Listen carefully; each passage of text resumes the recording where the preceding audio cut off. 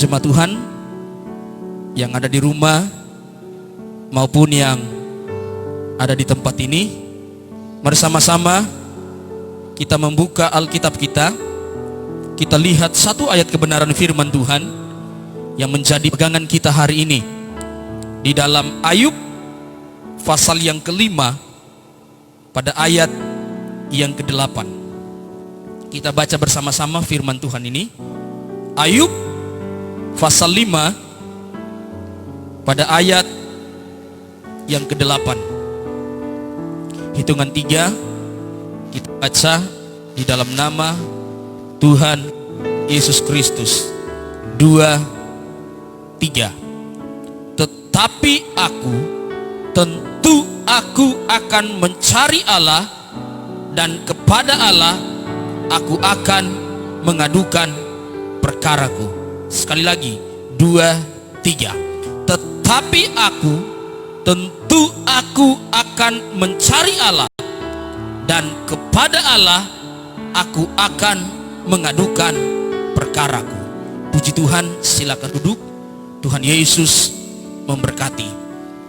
Ayat firman Tuhan yang luar biasa mengingatkan kita hari ini bahwa Ayub, dia berkata bahwa sekalipun keadaannya tidak baik pada waktu itu,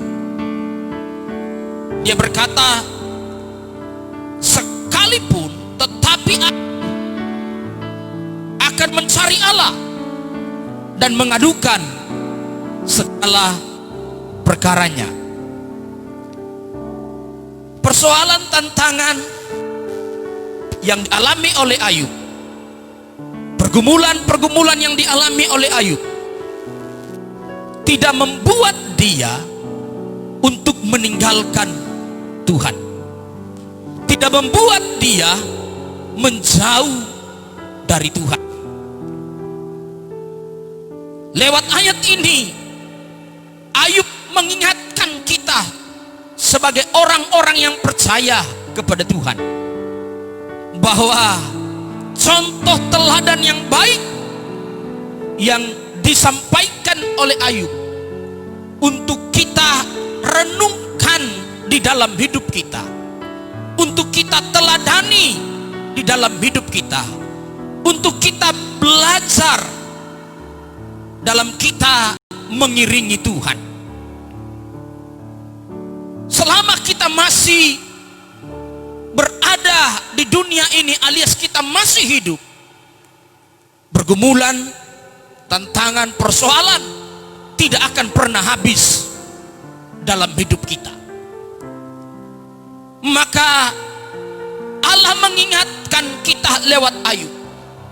Ayub mengalami peristiwa-peristiwa yang luar biasa, kesusahan demi kesusahan yang dialami olehnya. Sekalipun ada perkataan dari istrinya untuk Ayub berubah setia, untuk Ayub meninggalkan Tuhan,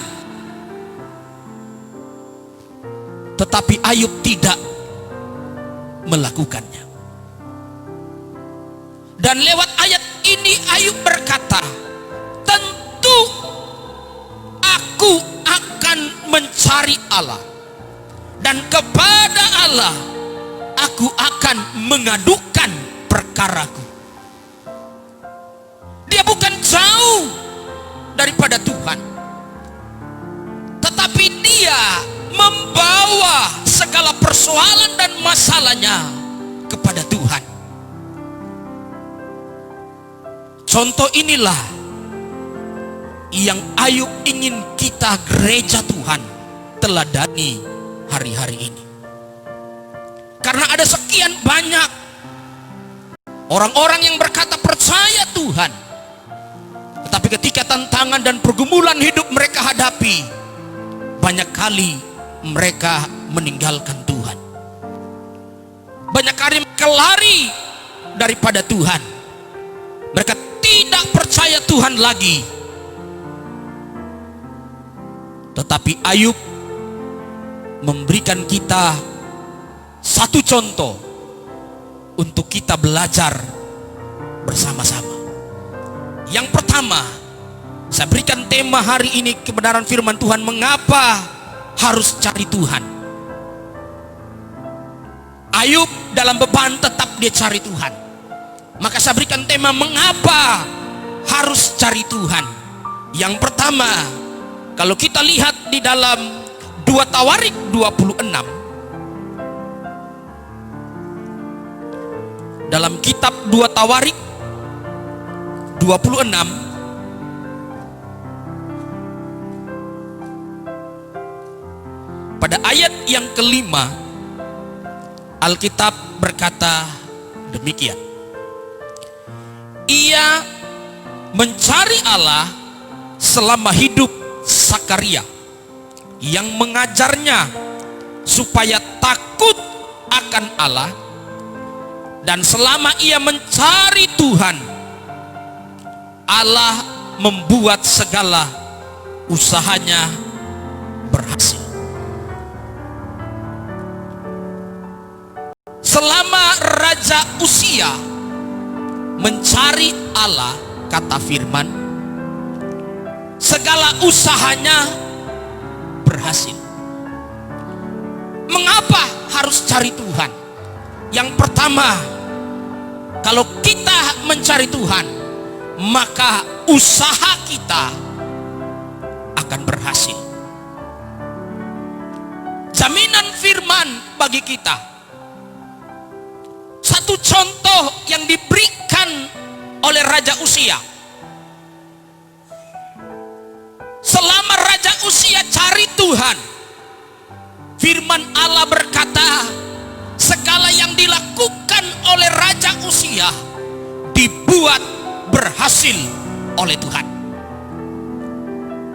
Sebagai orang yang percaya kepada Tuhan, tetaplah cari Tuhan. Sekalipun mungkin kita beribadah saat ini masih sebagian lewat online, tetapi itu tidak membatasi kita untuk tetap mencari Tuhan.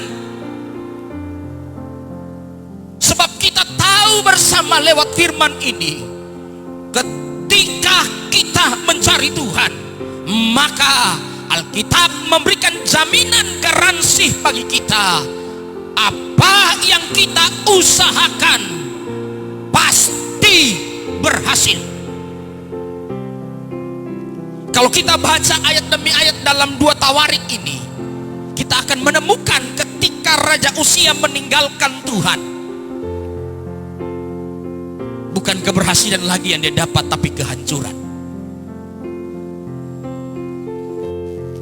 Maka untuk itu, kalau engkau ingin lihat keberhasilan dalam rumah tangga, dalam usaha, dalam pekerjaan, tetaplah cari Tuhan.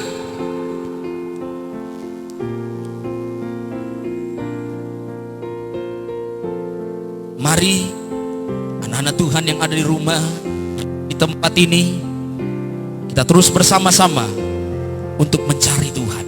Yang kedua, mengapa harus cari Tuhan? Kita lihat dalam Mazmur 91.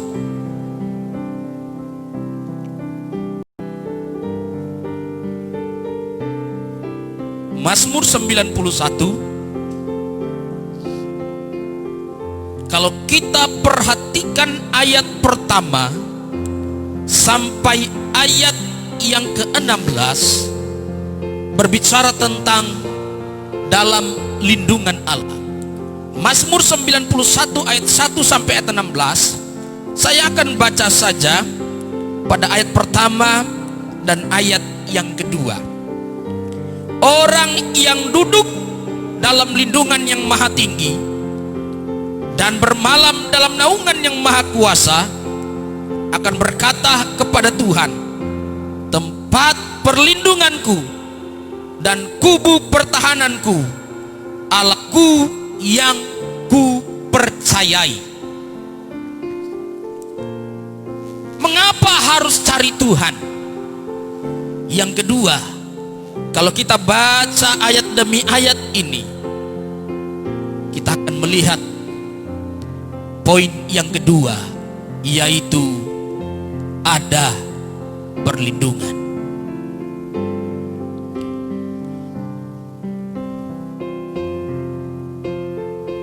Pada ayat yang ke-9 Alkitab berkata, saya mulai baca ayat 7. Walau 1000 orang rebah di sisimu dan 10.000 di sebelah kananmu, tetapi itu tidak akan menimpamu. Engkau hanya menontonnya dengan matamu sendiri dan melihat pembalasan terhadap orang-orang fasik. Ayat 9. Sebab Tuhan ialah tempat perlindunganmu, yang maha tinggi telah kau buat tempat perteduhan. Ada cara-cara kuasa kegelapan. Kita lihat di sini dari ayat-ayat yang ke-3 sampai ayat yang ke-6. Tetapi Alkitab memberikan garansi, orang yang mencari Tuhan, maka dia ada dalam perlindungan Tuhan.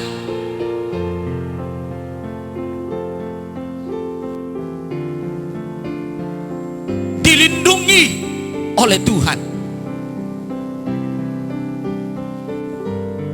Mencari Tuhan bukan hanya sekedar rutinitas kita ada, tetapi mencari Tuhan adalah hati kita dengan Tuhan.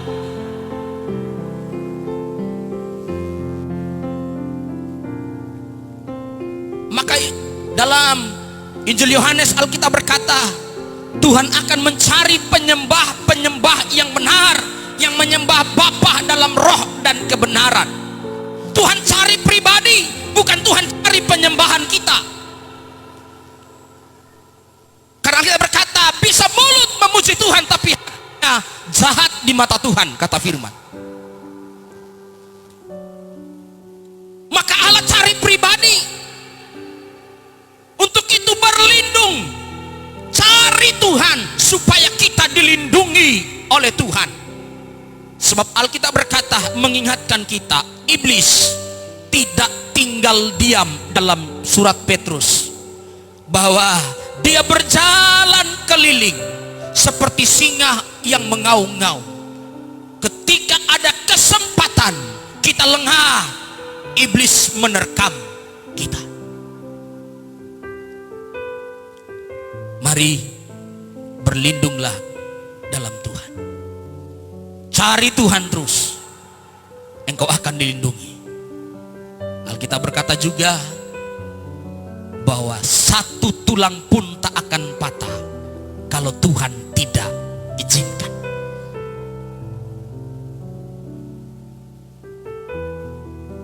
Kalau kita mencari Tuhan, Tuhan akan melindungi kita. Sebab dia tempat perteduhan kita. Yang ketiga, mengapa harus cari Tuhan? Kita lihat Mazmur 34. Dalam kitab Mazmur 34 ayat 11, Alkitab berkata demikian. Mazmur 34 ayat 11. Singa muda meranah kelaparan, tetapi orang-orang yang mencari Tuhan tidak kekurangan sesuatu pun yang baik. Sekali lagi perhatikan ayat ini. Mengapa kita harus cari Tuhan? Sebab ayat 11 dalam Mazmur 34 berkata, singa muda merana kelaparan, tetapi orang-orang yang mencari Tuhan tidak kekurangan sesuatu pun yang baik. Artinya apa? Singa berbicara tentang kekuatan, keperkasaan. Dialah yang menguasai hutan. Tetapi Alkitab berkata, singa muda kelaparan, tetapi orang yang cari Tuhan, dia tidak kekurangan sesuatu yang baik. Mengapa harus cari Tuhan? Sebab yang ketiga, kalau kita tetap mencari Tuhan, maka kita akan mengalami yang namanya pemeliharaan dari Tuhan. Kita dipelihara oleh Tuhan. Dalam Injil Matius berkata, kesusahan hari ini cukup hari ini, besok lain. Bahkan dia berkata pada ayat yang ke-33 Matius 6, carilah dahulu kerajaan Allah dan kebenarannya, maka semuanya akan ditambahkan. Cari Tuhan. Masalah sandang pangan papan pada ayat sebelumnya itu bonus yang Tuhan kasih bagi kita. Tuhan pelihara kita. Anak-anak Tuhan, banyak hari ini orang malas ibadah karena lewat online. Malas. Sekedar saja dia nonton, ya sudah. Penting like, sudah. Karena keadaan dan kondisilah yang membuat kita harus seperti ini. Tetapi tidak membatasi lingkup luang kuasa Allah bekerja menolong kita. Karena Allah kita Allah maha hadir, Allah kita Allah maha tahu, dan Allah kita Allah maha kuasa yang bekerja dengan tidak pernah dibatasi waktu dan ruang apapun ketika dia bekerja bagi saya dan saudara. Allah pelihara kita ketika kita mencari dia. Mari jemaat anak-anak Tuhan, gereja Tuhan, di hari-hari ini tetap kita mencari Tuhan. Tetap bawa hidupmu untuk cari Tuhan. Puji Tuhan, kita bersyukur pemerintah boleh memberikan kelonggaran untuk kita bisa beribadah di gereja walaupun harus mematuhi protokol kesehatan.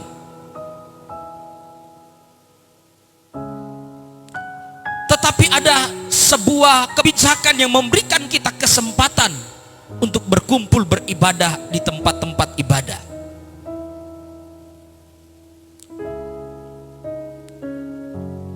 Bagi kita yang belum bisa beribadah di gereja, hanya masih bisa pakai secara online, itu pun tidak mengurang semangat kita untuk kita datang mencari Dia. Sebab ketika kita cari Tuhan, kita akan dipelihara oleh Tuhan.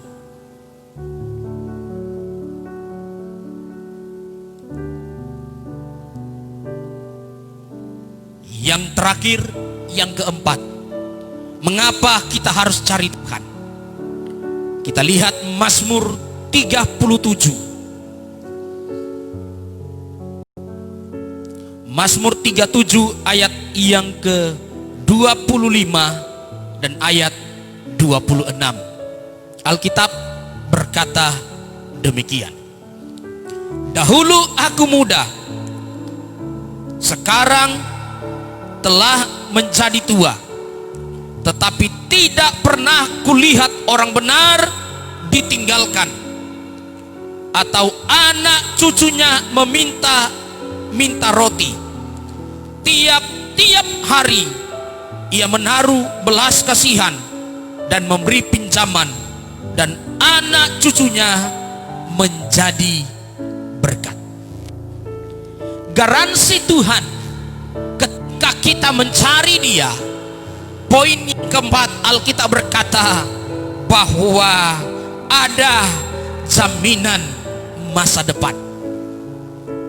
Daud berkata dia dulu muda, sekarang sudah tua, tetapi dia tidak pernah melihat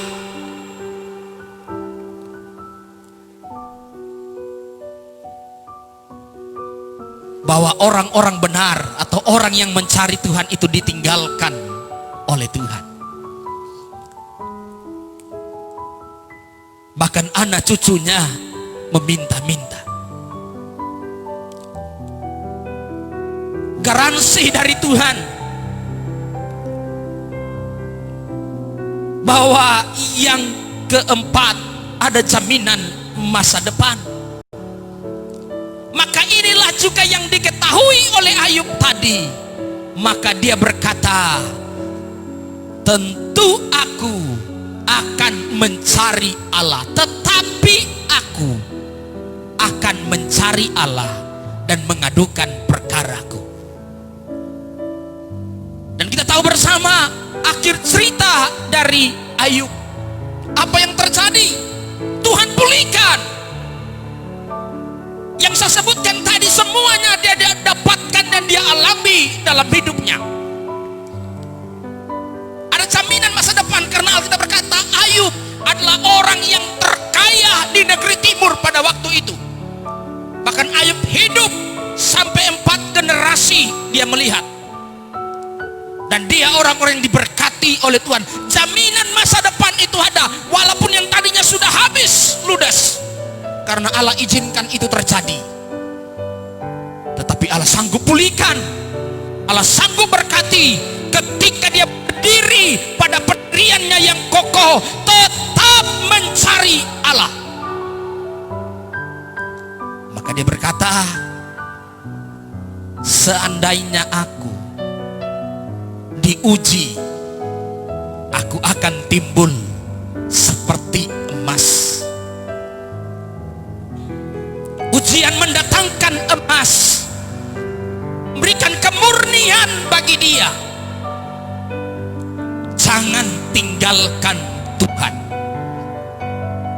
Jangan lari dari panggilan kasih karunia Tuhan.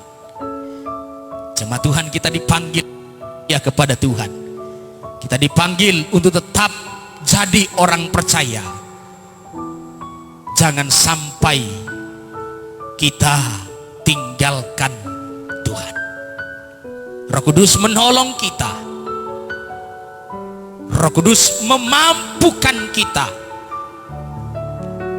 Roh Kudus memberikan kita kekuatan dan sukacita di tengah-tengah situasi kondisi saat ini.